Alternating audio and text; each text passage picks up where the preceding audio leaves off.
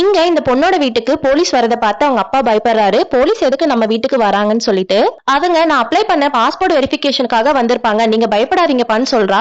Police வீட்டுக்கு வந்ததுமே அவங்க அப்பா நீங்க எதுக்காக இங்க வந்திருக்கீங்கன்னு கேக்குறாரு. அவரு நான் உங்களோட ஆட் பார்த்தேன், பழைய ஃப்ரிட்ஜும் ஏசியும் நீங்க சேல் பண்றதா போட்டிருந்தீங்க, கொஞ்ச நேரத்துக்கு முன்னாடி கூட உங்க கூட போன்ல பேசிட்டு இருந்தேன்னு சொல்றாரு. அவங்க அப்பா உடனே அவங்க பொண்ணை கூட்டிட்டு போய் தனியா பேசுறாரு. இவங்க போலீஸா இருக்காங்க, சோ அமௌண்ட் எல்லாம் தர மாட்டாங்கன்னு சொல்றாங்க. அந்த போலீஸும் இவங்க கிட்ட வந்து அமௌண்ட் எடுத்து கொடுக்குறாங்க, இதை அட்வான்ஸா வச்சுக்கோங்க, தீபாவளி அன்னைக்கு நான் ஃபுல் பணத்தை செட்டில் பண்ணிட்டு வாங்கிக்கிறேன்னு சொல்றாரு. இதை பார்த்ததுமே அவங்க அப்பா வாயடிச்சு போய் நிக்கிறாரு. தீபாவளி அன்னைக்கு போலீஸுமே வந்து ஃபுல் பணத்தை அந்த அங்கிள் கிட்ட கொடுத்துட்டு ஏசிய வாங்குறாரு. அப்ப அந்த அங்கிள் கேக்குறாரு, இதை நீங்க ஷோரூம்லயே வாங்கிருக்கலாமேன்ட்டு, நான் வாங்குற சம்பளத்துல என் வீட்டை சமாளிக்கிறதே பெரிய விஷயமா இருக்குது, இதுல நான் ஷோரூம்லாம் எங்க போயிட்டு வாங்குறது, அதனாலதான் செகண்ட் ஹேண்டா வாங்கலான்ட்டு பசங்க எல்லாம் வெயில்ல கஷ்டப்படுறாங்கன்னு சொல்றாரு. போலீஸ்கார ஏசியை தூக்கிட்டு போகும்போது அந்த அங்கிள் வந்து மறுபடியும் கேக்குறாரு, போலீஸ்ல வந்து லஞ்சம் வாங்குவாங்களே அந்த மாதிரிலாம் நீங்க வாங்க மாட்டீங்களான்னு கேக்குறாரு.